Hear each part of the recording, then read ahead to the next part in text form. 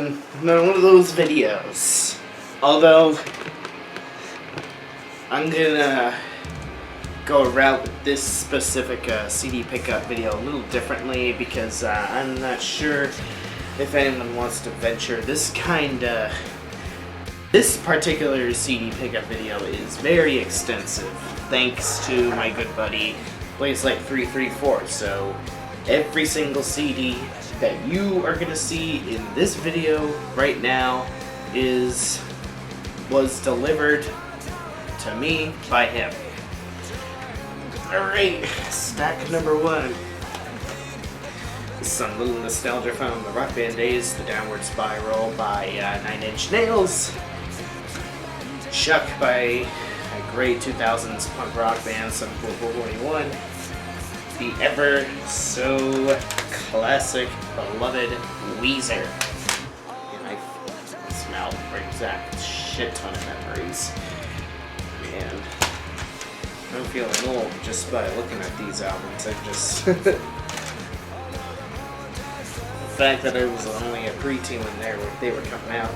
And we've got The Police, Zenyatta Mandata. Don't stand so close to me. How's that for a COVID national anthem, my dudes?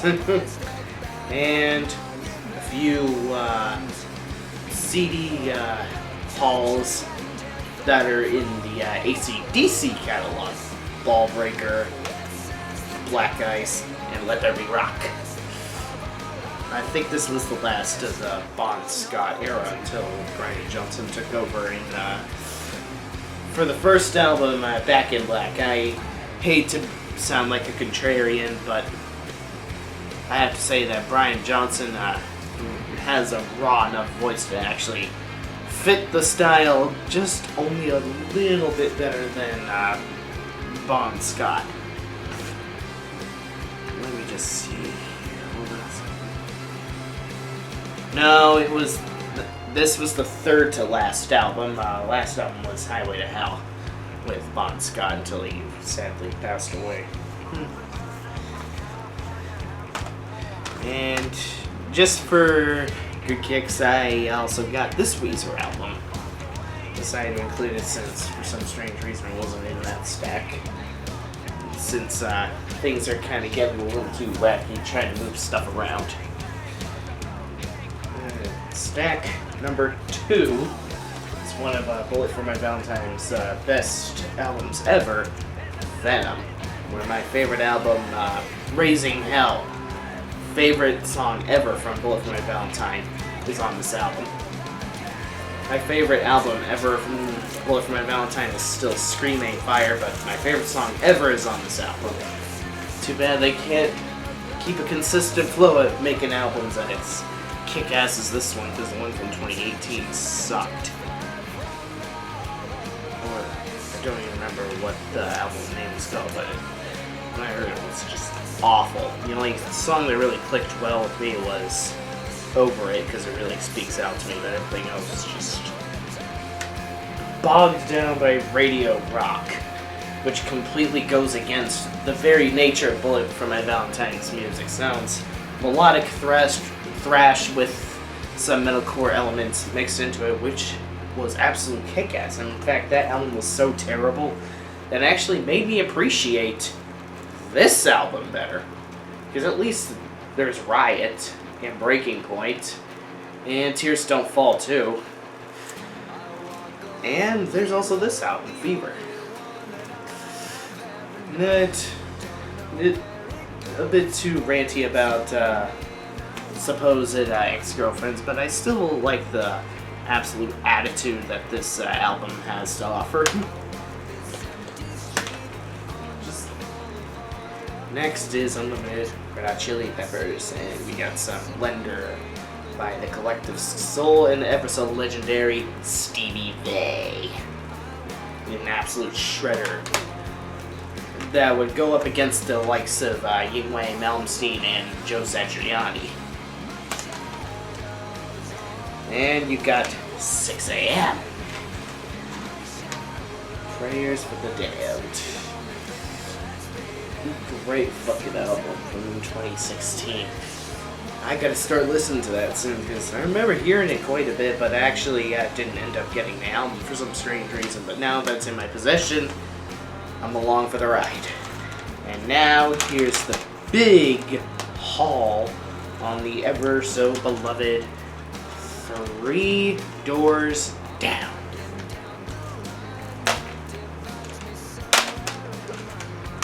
The gang's all here. I could talk forever about Three Doors Down, but I don't want to make this video feel like a drag, so here's the whole gang here, 6-pack.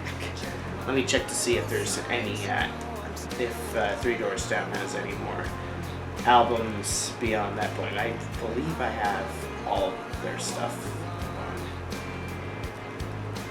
Oh, yes I do. Ding, ding, ding. All set for Three Doors Down.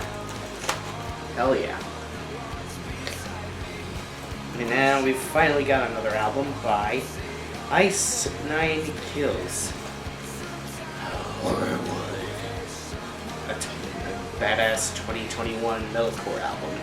And, spoiler alert, for any of you that watch my videos or know my personal life of when I venture to a lot of concerts, well, Korn's gonna be my 21st concert of this year. Thanks to someone who unfortunately got COVID and he was looking for someone to spare time with, and I happen to be that person available. And here's a Ghost. Another kick-ass 22 album to add to the list to stay up to date with the metal scene of 2022, which I appreciate Hoover for doing. You see, I didn't even know that I legit did not even know that Creator was releasing a new album until he messaged me. So thank you, Hoover, for keeping me in the loop. And we got some Saliva. This album in particular is a big part of my childhood because, well, Survival of the Sickest was from NASCAR Chase for the Cup.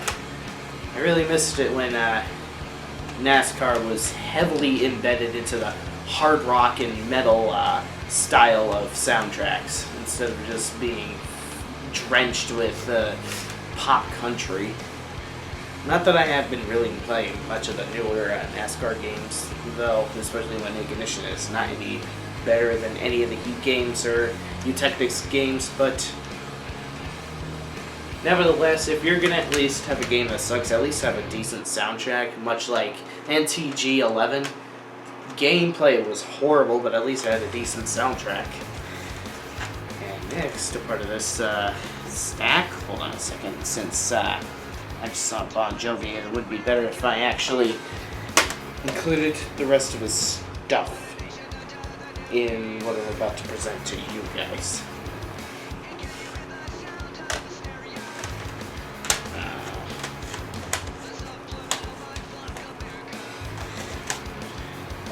And it looks like that's it. Bounce and Crash. The later Bon Jovi, which is the worst, but not the strongest source of Bon Jovi, but I would still listen to it. Let's just say that. Let's just say I wouldn't sneeze at listening to some of the 2000s stuff he has to offer. And Euphoria by Def Leppard.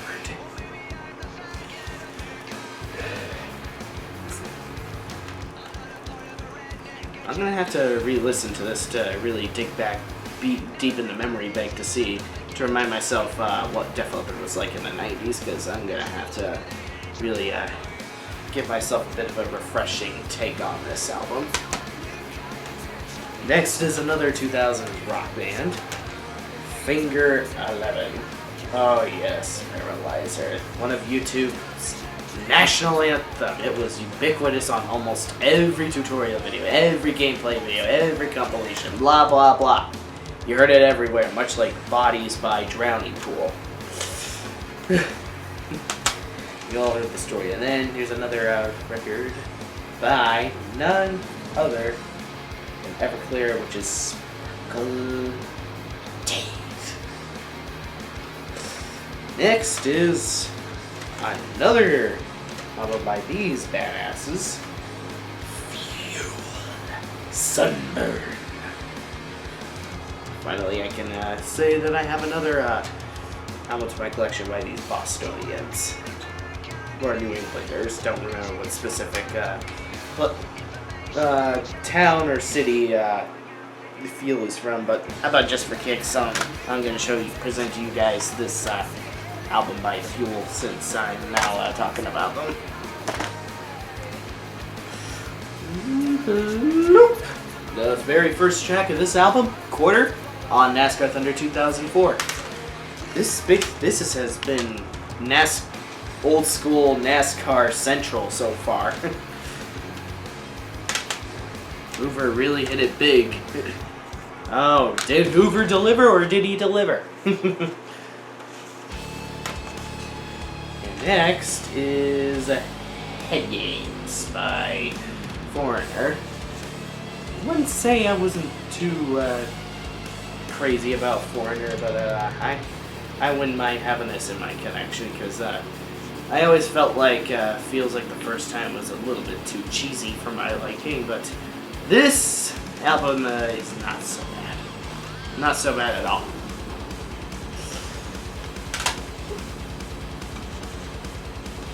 And now we've got an album from the year I saw Metallica, but this isn't Metallica, but it's by the pirate metal band Halestorm. No grave but the sea. Great fucking album. Great fucking band. Great everything. I don't think you can really necessarily call these guys power metal because they are too rooted into the pirate style and pirate gimmick to really be called power metals. So you might as well give them the title that they deserve, and it's pirate metal. Arrgh. It is mutiny if you even say anything negative about this album. Okay, enough of my cheesy talk. Next is probably the first CD I ever owned by this particular band. It was really until I saw them in person when they were opening up for All That Remains I decided to say that, you know what, this band is not that bad after all. Monument by Miss May I. They were damn great when I saw them live. It's like a combination of, it's like you mix All That Remains and Killswitch Engage together. And then you got Miss May I. The name may sound cheesy, but when you listen to the music, they are a lot more raw, unfiltered, and badass than what the name supposedly represents them as. Miss May I, it just sounds a little bit too romantic when it comes to that name, considering a lot of metalcore bands in the later parts of the 2000s always had something to do with love, but this album, as well as this band, damn good. Lesson here, don't judge a book by its cover. Now the last of that stack is now officially gives me the bragging right to say that I have all of the Metallica CDs. Physically. Boom. Beyond Magnetic. Thank you, Uber. It was hard as hell to find this sucker everywhere that it could possibly get to, and they just never had him. And now, here it is, right here. Bam. Very underrated tracks right there. Hate Train is by far my all-time favorite track on this EP. And I feel like that this album really deserved extended play should really gain more attention. Considering that they'll forever be lost out of the discography catalog. Because right after the big controversy of the terrible Lulu album, Metallica practically, basically, further ramped their reputation into the ground by playing for someone who's completely out of their element, so they decided to raise the bar right back up with the extended play of Beyond Magnetic to get themselves right back what we recognize them as, because they didn't want to fall right back down to the Saint Anger era. And next we've got Supernatural by Santana. It's not a bit of a record at all. Carlos Santana is an absolute legend. What more can I really say about them? It's going to be refreshing to listen to this record as well. And we've got Into the Now by Tesla.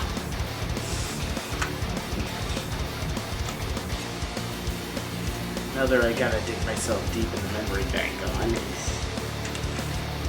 Because the 2000s is was basically the era where a lot of hair metal bands were getting nostalgic about their heyday and decided to try to make a comeback, both in concerts and sometimes on albums. And Tesla just so happened to be one of those bands. And next we've got. How convenient that I decided to make this video and talk about this particular band. Not many days after the 5-year anniversary of Chester Bennington passing away. Minutes to Midnight. Such a shame that he was just gone as soon as 40s. Given Up. Oh yes, Given Up. I remember first discovering that on this very terrible rhythm game called Rock Revolution. It's a great song, but Rock Revolution was an awful game. Undercharted Central, terrible covers, blah blah blah blah blah. You all have heard it all before. And next, we've got, I think this is the whole game to the Shinedown catalog. So here's presumably all the 6 albums right here. Boop. Recently I've been starting to warm up to them because, well, it's really all that bad if you just rather play along with their music, not play along, but just listen along with their music. Oh wait, actually, this is only 7 albums. I think I'm missing only one. I don't remember. I believe that album. Oh yeah, Planet Zero. That was released just a few weeks ago. So I'll have to just scour Newberry Comics somewhere to find a decent album. That decent album. Because I've heard some tracks out there before, and they didn't sound too bad, honestly.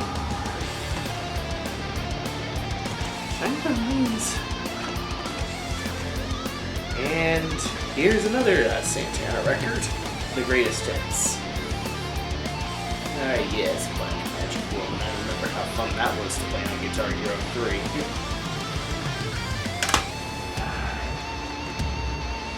3. And there's Warning by Green Day. And next we've got Kiss's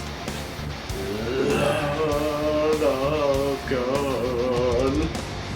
Okay, I don't need to be cringy right now. And then we've got a very classic album by the alternative rock band, A Perfect Symphony. And of course, the other thing, the classic rock band from the 1970s, which everyone always talks about. This is probably their most famous album yet. Well, not yet, but ever. Dark Side of the Moon by the ever so legendary Pink Floyd.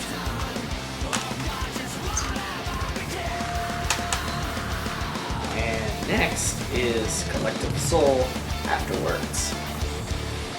And the last of this huge stack is going to be Saints of Los Angeles by Motley Crue. I think I only have one more album to go, and then I'm all set with Motley Crue. Which, speaking of which, I'm going to see them at Fenway Park after feeling, rather defeated that I would never see them in concert ever on this planet after they decided to retire until supposedly they decided to go on a big reunion tour, and now I have that chance to see them again and redeem myself. So, hell yeah.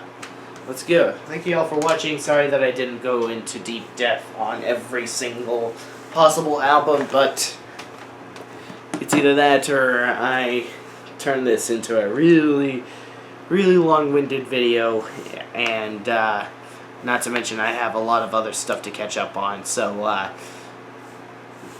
be thankful that I didn't put this off for so long. So, whatever you may be in the world, take care of yourself, take care of each other. Don't die. Have a nice evening, afternoon, morning, wherever the hell you may be in the world. And just keep it metal. Spacing out, my dudes.